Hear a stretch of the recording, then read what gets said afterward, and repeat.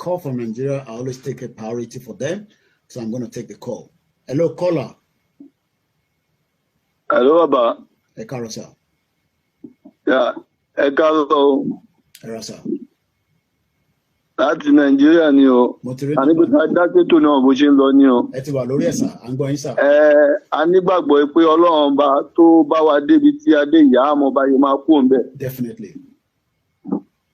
Ọlọ́run dẹ̀ ní pín gbogbo ẹ̀yin tọ̀tọ̀ náà, Ọlọ́run ní pín nípa.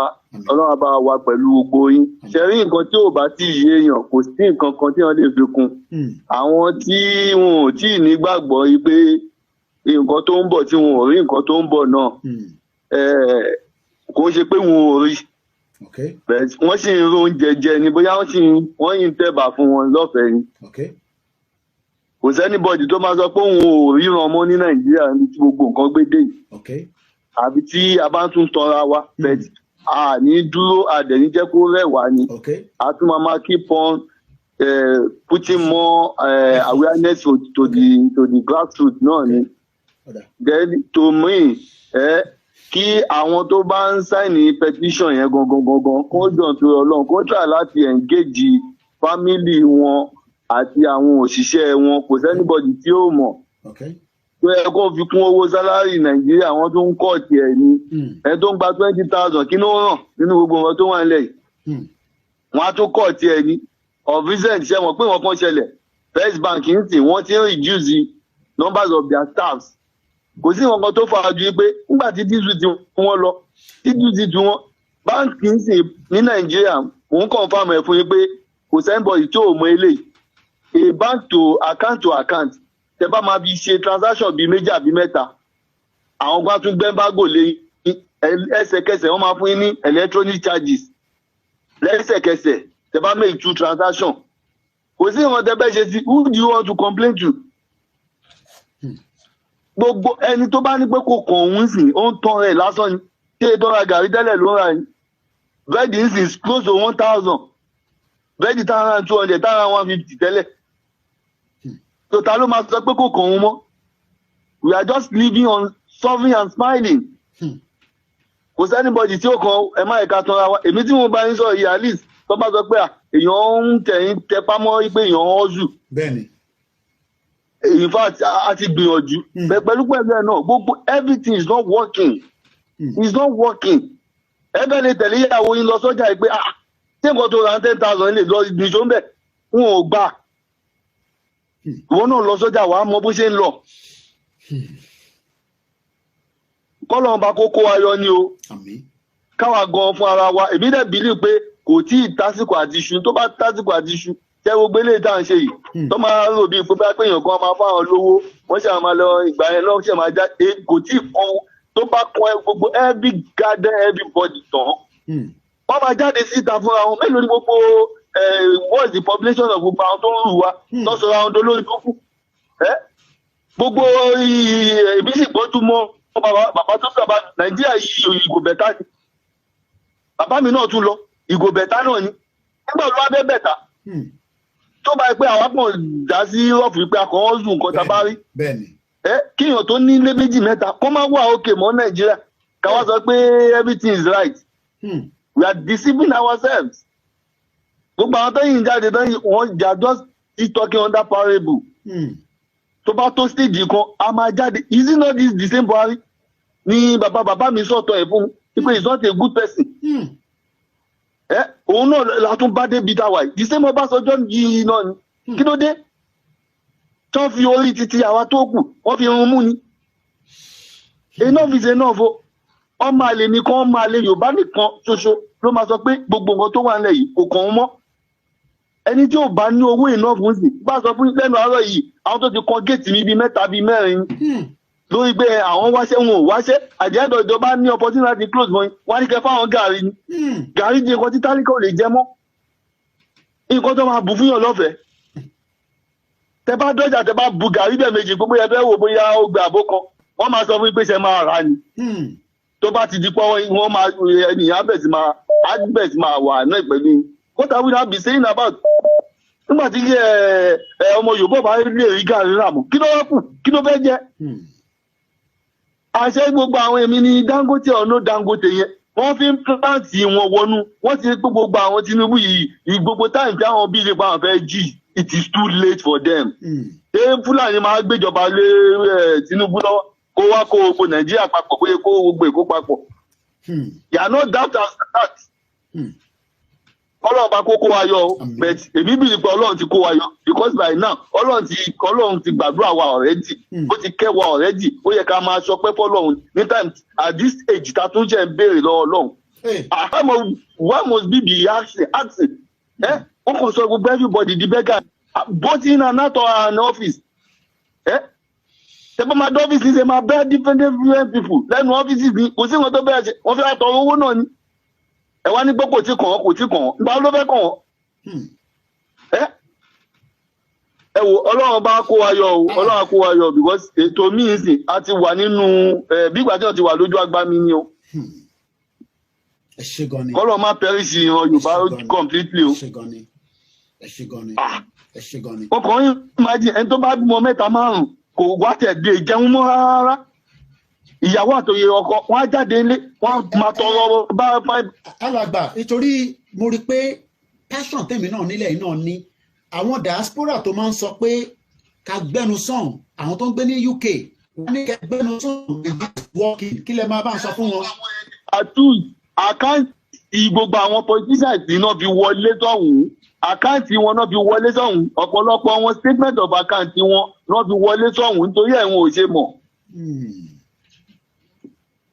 Enough is enough ó ti sí gbogbo everybody ti mọ̀ pé nǹkan tó ń bọ̀ ó ju kò ń sọ̀rọ̀ times 1 million wọ́n yẹ gbé everybody ti mọ̀ everybody go sùn mọ́ wèrè ọmọ Yorùbá ló máa sọ pé òun tún sùn sí wèrè ọmọ Yorùbá ló máa sọ pé òun sùn. Enough is enough kọ́lọ́run bá kókó wa yọ o kọ́lọ́run bá ìbá àwa náà láti ẹ̀ ṣetán ló yẹ ká ṣetán láti kóra wa yọ báyìí ká má disturb Ọlọ́run gan mọ́. Ká má disturb Ọlọ́run mọ́. Kí ni a tún fẹ́ kọ́lọ́run ṣe fún wa kẹ́ àní nǹkan tẹ́mi dẹ̀ insight yìí sì gbogbo nǹkan tó ń jẹ́ set powers of this nation of this what so call it of this vast waste nations so called Nigeria gbogbo agbára yẹn tó jẹ́ physical kìíní ká ní pé resources wa àti ilẹ̀ ọlọ́run wa ká ní pé ó jẹ́ device tó yẹ pé removing device tó yẹ pé people ilé move me people are moving hands down la máa wà it's because of ọlọ́run ṣe pé water can be moved for them the virgin land can be moving for them ó ní gbogbo ilé tó ń ṣe yìí ẹ bá dé any station tó wà ládùúgbò mi ní ìbàfọ́ mi báyìí Haúsá tó wà ń bẹ̀ kò gbọ́ English ọmọ Yíbò náà tó mú tó fi ṣe translator tó máa translate wo gbogbo evidence ṣé ìlú wa lélẹ̀ ṣé ìlú lélẹ̀ táwa yìí. Ọlọ́run kọ́lọ́run ká ṣetán àti kúrò àwa yọ ni èmi máa sọ Ọlọ́run bá kò sí ọ̀dọ́ kan lọ́hùn we don't need to disturb ourselves with God Ọlọ́run bá ti create wa náà gbogbo àwọn system tí àwọn dáhà believe pé àwọn bàbá wa tó jẹ́ àwọn bàbá wa gbogbo lọ́wọ́ tó yẹ kó fi develop ṣé bóun náà ajá sí lọ́wọ́ wọn tó ń lò ní abroad tẹ́lẹ̀ bíbá náà tẹ́ bá máa fi ṣe sọ pé ẹ fẹ́ ka school tó ti yẹ sẹ́sì kò tiẹ̀ tí níṣẹ́ débi kó bá kó máa lọ kó fẹ́ máa rí ẹ̀wá náà yóò ti bàjẹ́ báwo láyé tó fẹ́ ka ọmọ 42 years old òun ní nǹkan tó máa jẹ tó máa dájẹ fún ara rẹ̀ ìgbà ló wá fẹ́ máa rí wọ́n sọ pé ṣe wedding wèrè kan ẹ̀yin lẹ́tún máa bọ́ wọn tábà ti ṣe tán ká jáde fúnra wa ni ká yé disturb Ọlọ́run ṣé nígbà tí wọn ò tí kó Bible àti Quran wá are we not living comfortable? Wọ́n dẹ̀ máa sọ̀rọ̀ wọ́n máa sọ nǹkan míì pé gbá kan wọ́n fẹ́ ṣe kinní kan ni tí àwọn tó ń gbogbo nǹkan tó ń kó bọ̀ yìí bóyá ẹlòmíì ò tẹ̀ bóyá ó fọ́ lójú ni kò yé mi. Ordinary ọ̀gẹ̀dẹ̀ Yorùbá lè rí lọ́jà mọ́. Last time tí mo lọ sí òǹtà mi ní Ìgbẹ́tì ní Ọ̀yọ́ gbogbo almost like 7 àgbẹ̀ ni mo kà ní ìlú mi tí wọ́n ti gé lọ́rùn ọwọ́ tẹ́ni tó ti gé lọ́rùn ọwọ́ tẹ́ni tó ti gé ní ọrùn ọwọ́ ṣé ìyẹn tí ó tún fẹ́ lè roko mọ́ tó lè ṣiṣẹ́ oko mọ́ títí Jésù máa fi dé ni. Àbí kí ló fẹ́ fi bá ọkọ mú mọ́. Ká ṣetán láti jáde fúnra wa ni o, ká ṣetán láti jà fún ọjọ́ ọ̀la àwọn ọmọ wa ni o.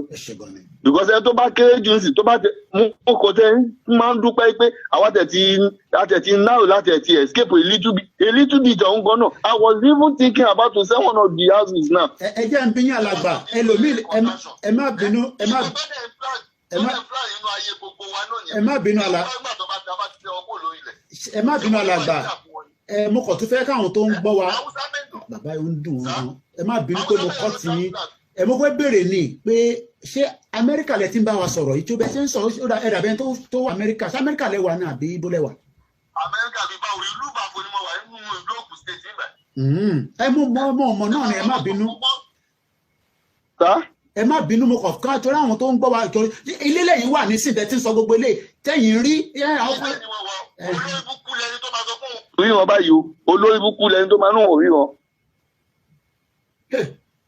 Tó máa sọ pé kò kàn ń.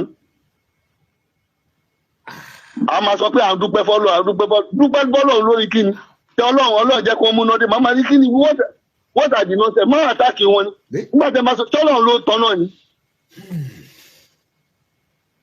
Gbogbo ìsọ́sì tó fi ń tọ́ná gbogbo ẹ̀ la ní. Ẹ̀rọ máa ní kọ́lọ́run jẹ́ kó múná dé.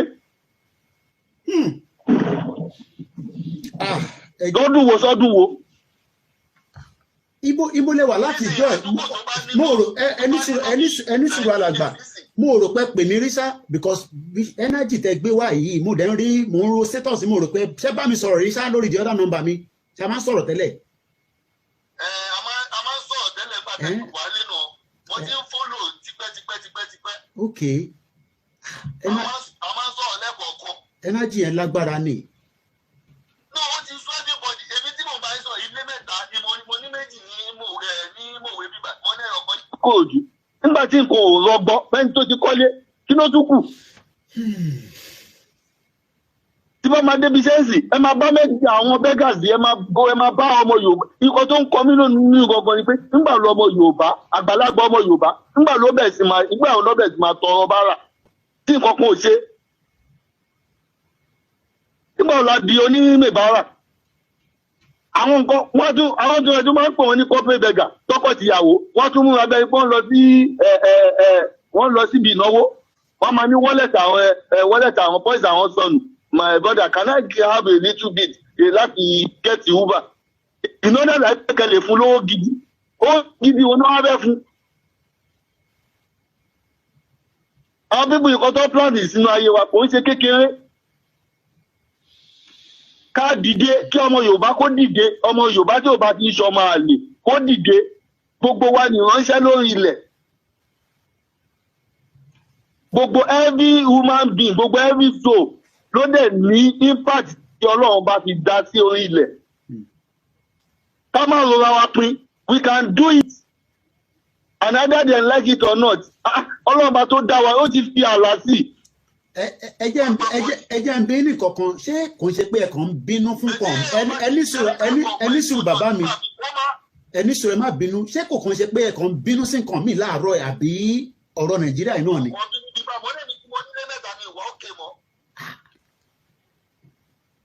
Mi ìwà òkè mọ́ ó máa ń fi nǹkan tó máa ń gba omijé lójú mi ni tí máa ń wòye pé àwọn ọmọdé ìbáwọn náà ìfẹ́ sì jẹ́ báyìí.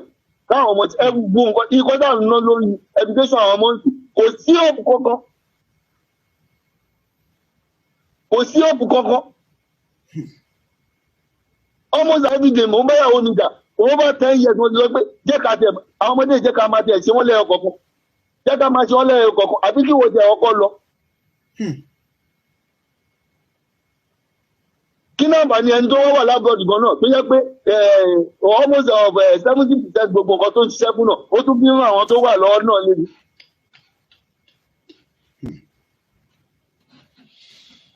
Olórí búkú wa máa parọ́ fún wa a máa fún yín 5,000 kí ni 5,000 rà lọ́jà ṣébó náà kówó ọjà fún náà kówó àwọn lọ́jà fún owó tó ní gbogbo lọ pín mọ́ àwọn lọ́jà ló tún kó sápò ẹ gbogbo èmi ní àwọn Ọ̀ṣínbàjò àdúgbò kí ẹ gbàgbé gbogbo àwọn yẹn wọ́n lẹ́gọ̀ọ́bà lásán ni wọ́n fẹ́ ṣàwọ́gbẹ̀ ìjọ wọn máa padà kó lórí èèyàn kan ni ẹ ò dẹ̀ ní ẹ bá pè fún Tinubu ẹgbẹ́ ìjọba wo nǹkan tó ń bọ̀.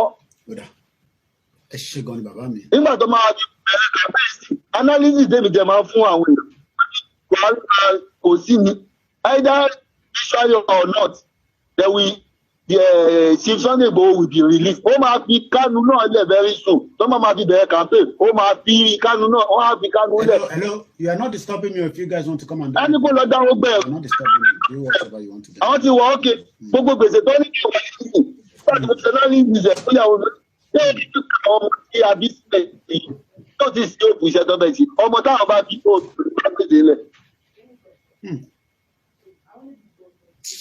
ọmọ mi èèyàn bá gbèsè lẹ̀ ṣebí baba Adébóyè náà àṣẹ́yìn 2 weeks ago. 80% income tó yẹ kó lọ sí. ọmọ máa bá gbèsè lẹ̀ gbèsè lẹ̀ tó wà lẹ̀ yìí fún àwọn yìí ò kàn fẹ́ ṣe kí wọ́n fi gbogbo ẹnu sọ àtàgbàlagbà ni. ó yé mi ó yé mi ó yé mi. ọmọ máa bá gbèsè ẹ̀ lẹ̀ ọmọ máa Adébóyè gan tó bá tètè jáde tó ń sìn kó jà fún àwọn ọmọ wọn àwọn ọmọ wọn kó máa ṣépè fún wọn torí gbà tó bá máa fi mọ pòsíṣàn bàbá wọn wọ́n máa padà ṣépè fún wọn ni. òní bíbélì ò ṣe believe lórí pé àdúrà ń bá òkú pé iṣẹ́ tó kù tí èèyàn bá ti ṣe ńgbà tó wà live òun ló máa jẹ́ èrè fún. a máa sọ pé ẹ̀jẹ̀ kàmá sàdá bàbá tó bẹ̀rẹ̀ tí bàbá bá fi iṣẹ́ burú tó bá fi iṣẹ́ gidi lẹ̀ yìí àdúrà la fẹ́ máa ṣe fún bàbá Abacha báyìí. ìbí àdúrà pé kọ́lọ́ tẹ wọn sáré bẹ́ẹ̀. ẹ ṣé gan ni thank you so much. mo gbádùn ọ̀rọ̀ yín láàárọ̀ ẹ ṣé gan ni. àtúmọ̀ ẹ ṣé gan ni. gbogbo ẹ máa ó yé mi ẹ ṣé gan ni àtúmọ̀ sọ̀rọ̀ ẹ ṣé gan ni ẹ ṣé gan ni thank you so much. fóònù yẹn ti indicate pé battery ti lawless so that means mo sọ fún yín pé tí battery bá ti ń drain la máa parí ètò. I'm not going to take any more calls for now kí lè push ẹ má bínú.